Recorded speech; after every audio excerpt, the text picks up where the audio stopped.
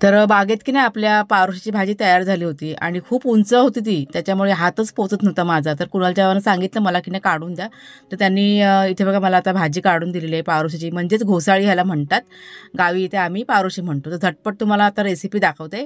तर कढईमध्ये बघा तेल घातलेलं आहे, त्यात भरपूर असा लसूण, भरपूर असा कांदा घातला आहे, राई, जिरं, कढीपत्ता घातला आहे, चांगलं असं परतून घेतलं आणि त्याच्यानंतर टोमॅटो घातलेला आहे. आणि ह्याच्यामध्ये मी तिखट मसाला घालणार आहे आणि तिखट मसाल्याचं प्रमाण थोडंसं मी इथे जास्त ठेवलेलं आहे. गरम मसाला आणि त्याच्यानंतर हळद घातलेली आहे. ही भाजी केली थोडीशी गोडसर असते, त्याच्यामुळे थोडासा मसाला ना इथे मी जास्त ॲड केला आहे.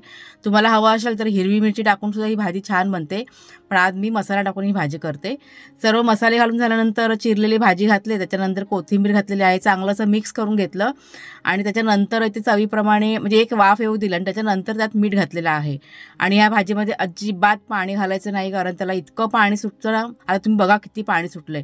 शिजल्यानंतर त्यात ओलं खोबरं घातलंय आणि ही भाजी बघा आपली आता तयार झालेली आहे. आणि असं बघा मस्त असं दुपारचं आमचं आज जेवण झालं.